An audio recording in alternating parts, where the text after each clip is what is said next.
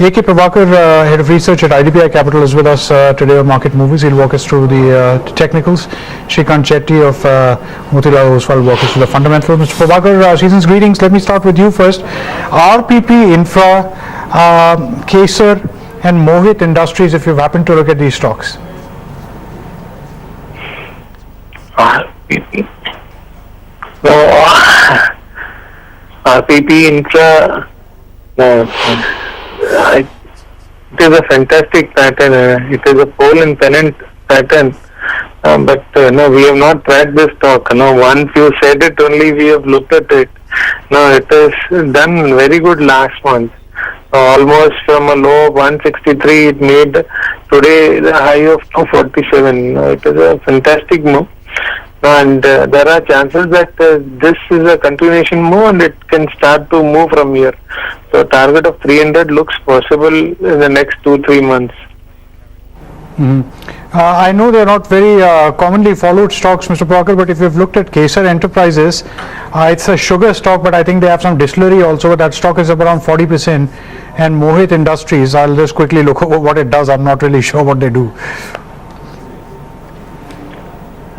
Sugar stock is, no, whenever market starts to correct, no, sugar stock normally rallies. No, every 8 years we have seen it.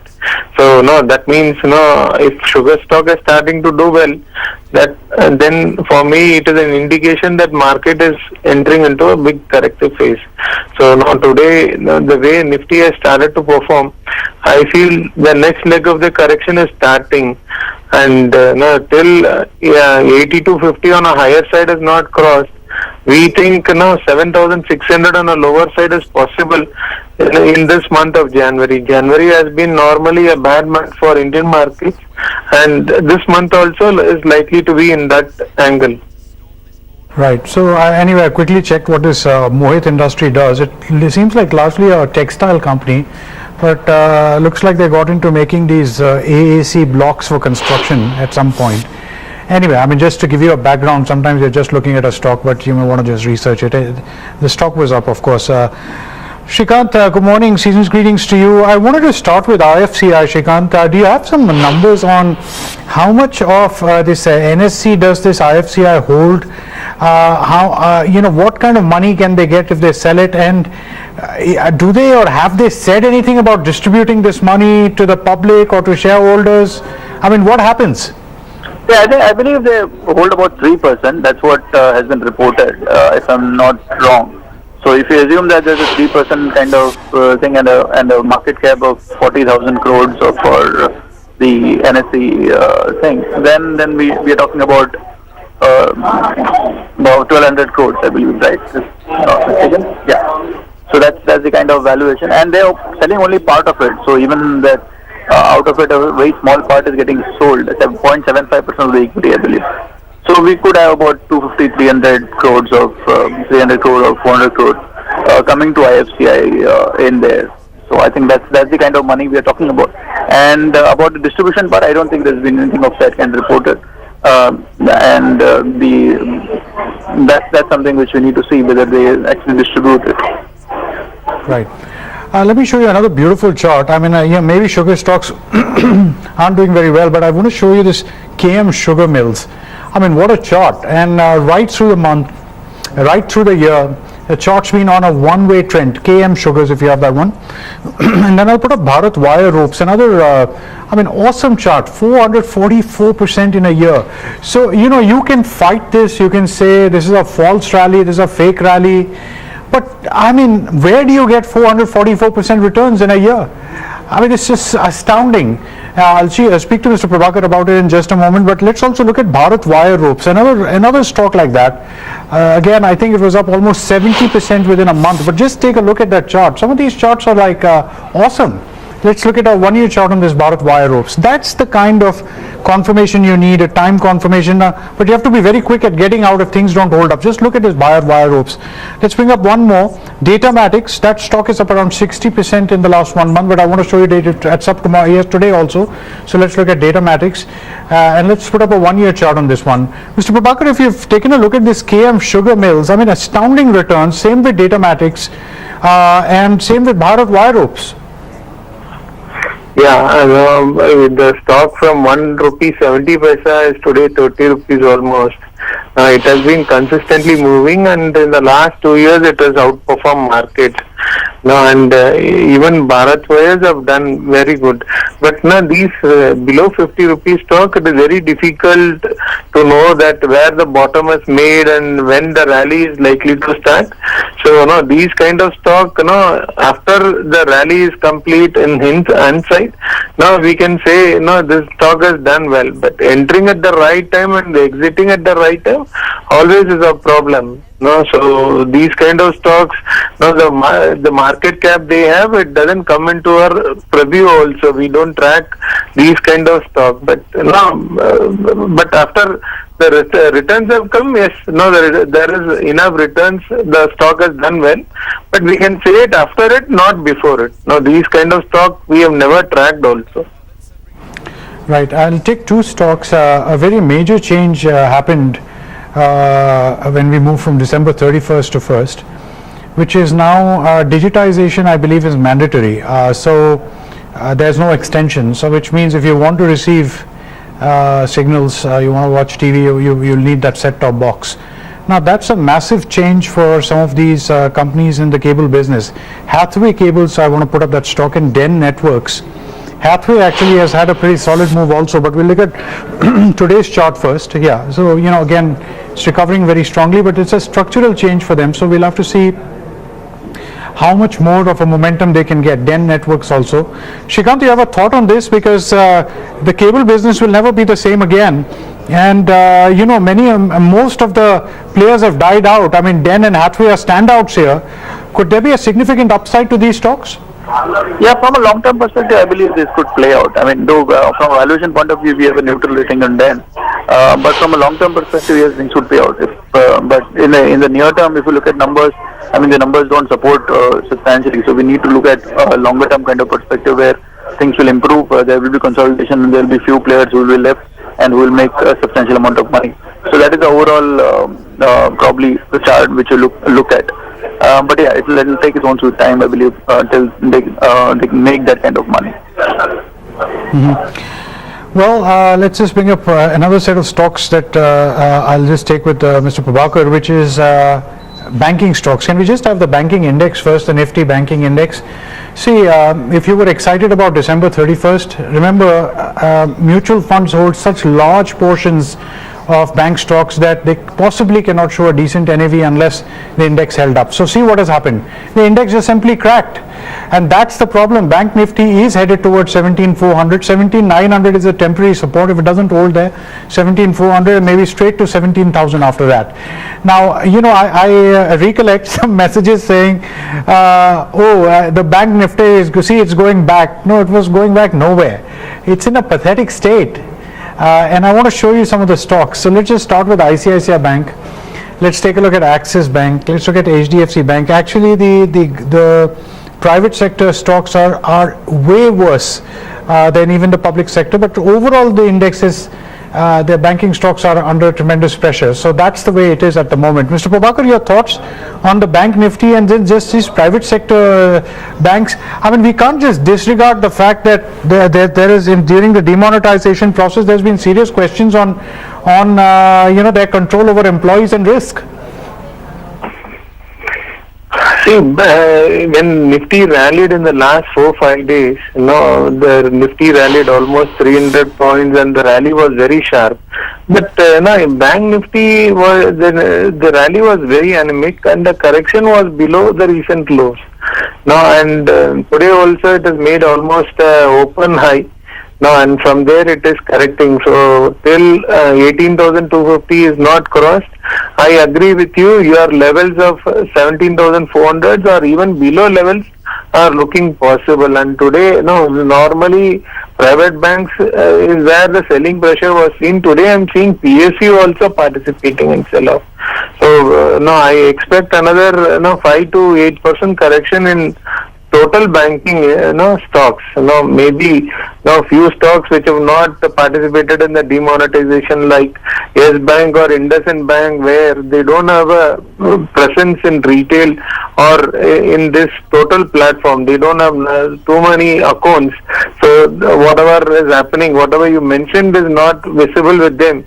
So there they are relatively safe, but other banks where their network is huge, I think there is going to be a problem with them. Right. Shrikant, what do you make out of the bank nifty and also the fact that, we've seen a cut in lending rates without the RBI cutting the rates at which banks borrow, which means they're actually ready to kill their spread or reduce their spread to increase their business or lend out the extra money they have. How did you read that, Shrikant, and what does it mean for public sector banks? I think we could see that coming if you look at it from last 1 month. I believe banks where the indication was very clear that lending rates will go down would appear even if RBI does not cut rates because there is so much liquidity around. And if you look at what the overall lending which has happened in last quarter or so, that's been substantially lower. So clearly, post demonetization, the lending overall lending itself has collapsed in that sense. So clearly there is scope for if they need to increase the lending, there is the overall cost of the cost there. They have obviously ample deposits and there is scope for lending. So that's bound to happen, and that's what we are seeing. Of course, this can trigger some more rate cut by others as well who have not yet announced. And I think deposit rates will also go down accordingly. So there is an increase in the CASA deposits. So in terms of cost benefit, I don't think this is going to be a problem. If they are lending even at a marginally lower rate, I think it's a good thing. It will be positive for banks. That does not per se become a negative for banks. Right. I want to just bring up the stock Mangalam Drugs. It's up around 14% today. But take a look at the longer term chart and then perhaps you can make your decision whether you want to be here or not want to be here. Can we just bring up Mangalam Drugs? Yeah. So today you see a 13% gain, but let's take a look at the longer term chart and maybe it will tell you the full story of what's going on here. And so 1 year or also 1 year if you can just show us. And so overall, if anything, this was in a downward sloping channel. Now the thing is this. See, you have to decide your own expertise as far as stock trading is concerned. If you are a novice or even if you are like an individual trader, you leave these rallies because the market has to get to a particular resistance before you can get in. This is only for expert traders or somebody who has a know to get into some stock, because Mangalam Drugs doesn't have a longer term chart. But I want to show you another one which is very interesting, Atlas Cycles. That may be close on a verge to a breakout. That's up around 8% today. Atlas Cycles, if we can take a look at that on also a 1 year chart. Mr. Prabhakar, if you've looked at these two stocks. Mangalam Drugs, it has been correcting from 442 to a low of 122, almost 300 rupees it has corrected. But after which, the full pattern, if you take it from the low of 17 rupees to the value of 442 rupees, and the correction, I think the pattern is getting completed. So if this stock can hold above 155, then I expect a target of 195, 200 very soon in this stock. This stock is looking good, but why the stock is up 13% today, I have no idea. I have not been tracking this stock, but based on a few chart patterns, I have given my view. Mm-hmm. Shrikant, what do you make out of automobile numbers? Because these numbers are based on dispatches to dealerships. But every dealership I speak to or we have spoken to, actually hints at sales being down 60-70%. That's not shown up in the numbers as yet, Shrikant, because the dispatch numbers still seem to be holding up. How do you reconcile these two?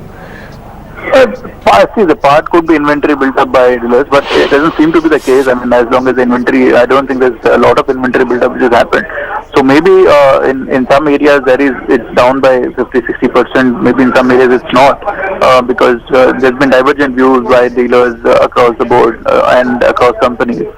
So we have seen in two-wheelers where we were also expecting a lot of sharp fall, in 30% kind of fall in Hero Motors, and I think even Bajaj, both have reported a sharp fall, and they don't see any great recovery coming through in the ground level, and they have not commented very positively on the kind of timeline for the recovery as well.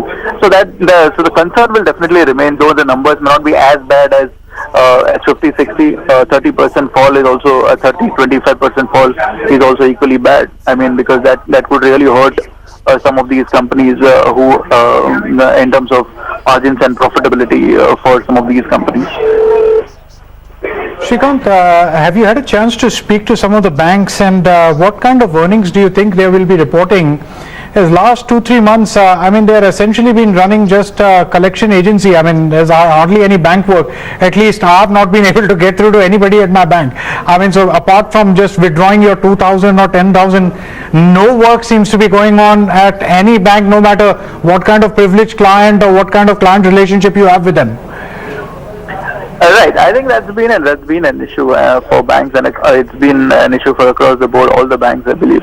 But some of the banks have sounded at least confident in terms of the numbers. We've spoken with IndusInd Bank. I think they're fairly confident about the growth rates which they were talking about earlier. So these are some of the banks which are confident of growth. Of course, loan growth has been a bit slow, and that's what you can see from the overall numbers. And that is bound to be the case for most of them. Clearly, some of the other income could also get impacted in terms of third-party product sales or something like that. These could have an impact. But in terms of, as I said, the CASA benefit will also be there.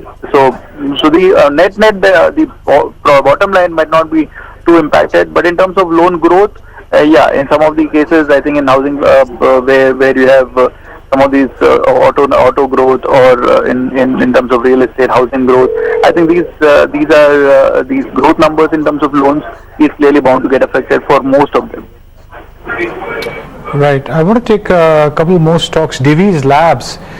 If you recollect, Divi took a very big hit. Now, some would say it's because of something happening with FDA. But stocks that drop 20-30% cannot just simply be on one decision. There's something else ailing them.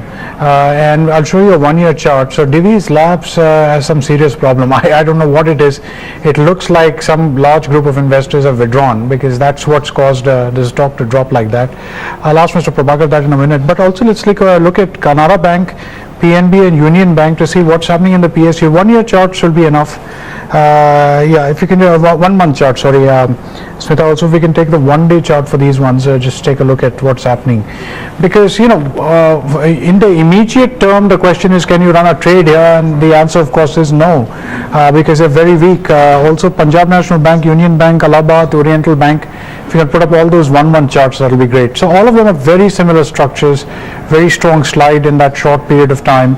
Mr. Prabhakar, first on Divi's Labs, when a stock just kind of loses bottom, it can't be just simply explained away by some FDA decision. It has to be a massive pullout by one or more shareholders. And then Canara Bank, PNB, Union Bank, Allahabad, OBC, your thoughts on those? See, if you notice, the correction for Divi's Lab from the high of 1381 has been almost 638 rupees it has eroded. That means 45% of erosion in just 3-4 months. And in single month, the erosion was almost 30% also. So it has been slowly and steadily, these things have been happening in pharma. Pharma as a sector has underperformed the market, but previously, pharma used to quote at premium. Now, pharma premium is going off. These were expensive stock. Now they are coming to a fair valuation. But coming to the other point, yes, without big investors selling, you cannot see, a big correction like that. So, people are talking about data integrity problem and other things. But, after this kind of correction, it will take few months, or even few quarters for this stock to stabilize. So every rally, in this level for a trader, it is better to exit the stock. But for a long-term investor, after 45% correction from the highest level, it creates opportunity to buy also. It is what you see and what you want to be. If you are a long-term person, then you can start doing a SIP in Divi's Lab, because they have been in business for a long time. And these things, and FDA comes and they go also. But if you are a short-term person, avoid any long trade in the stock, and if you are stuck in the stock, try reducing portion in rallies, because nothing is going to happen in the next 6 months in the stock, and maybe it can correct another 8 to 10% or even more from the current levels in short term. Right. Let me just bring up some numbers for you. Let's bring up Bajaj Auto first. If you really dip into these numbers, you start realizing how serious the problem is. Bajaj Auto's December numbers are down 22%. 27% actually. Now exports are down 27, domestic. Now why am I bringing this up? See, first of all, this number is not a comparison to November. It's a comparison to last December, which means from that year's comparison, it's down 22%. Look at three-wheeler sales. They're down 46%. Now, if this is happening to a company like Bajaj Auto, let's bring up this Atul Auto. This Atul Auto only does three-wheelers. If Bajaj Auto is saying a 46% drop in three-wheeler sales, just imagine what would be happening to some of these companies like this Atul Auto and all. So, this is very significant. Now, when the market can absorb it, when institutional investors sell out of these stocks, see, that doesn't happen in some automatic phenomenon. It may happen at some point. Also, let's bring up TVS, because it's just not Bajaj. TVS, Hero, Moto, all of them will have to eventually show up these numbers. Shrikant, what do you make out of this? 46% decline in three-wheeler sales. So obviously demonetization hit those who buy three-wheelers and all severely, and 22% in the sale of two-wheelers. Right. So see, there's clearly going to happen because of this, because of the cash implication, because of demonetization. There is postponement of purchases as well. So clearly there is bound to be this impact playing out, and as I said, the two-wheelers will have a bigger impact because there is some amount of cash element also in that. So both Hero and Bajaj have both taken a hit on account of it. So as I said, this as you rightly said, this is a 30% fall on a year-on-year basis. So it's clearly a very big hit which these companies will take. The only reason why the stock prices have probably not corrected to reflect the kind of 30% fall or 40% fall is the fact that the assumption is still that this is a temporary phenomena and things will come back in probably a couple of months or so. So we should restore back to normalcy in a couple of months or so. Should that not happen, I think we will see more serious corrections in these stocks. Should that not happen, so I think the assumption is primarily based on the fact that as liquidity comes back into the system, things will go back to normal. All right. Thanks very much, Shrikant. It's been a very interesting half an hour on market movers, especially with automobiles. Please keep a watch there, and also banks. Many major things are happening out there. Mr. Prabhakar, always a pleasure to speak to you. Thanks very much for joining us on our first edition of Market Movers in 2017. Sunil Kanoria is the president of ASSOCHAM. He's got some thoughts on how economic growth could actually be ramped up, and he'll be joining us on Corporate Eye, but we'll discuss coming up in a moment. Goodbye.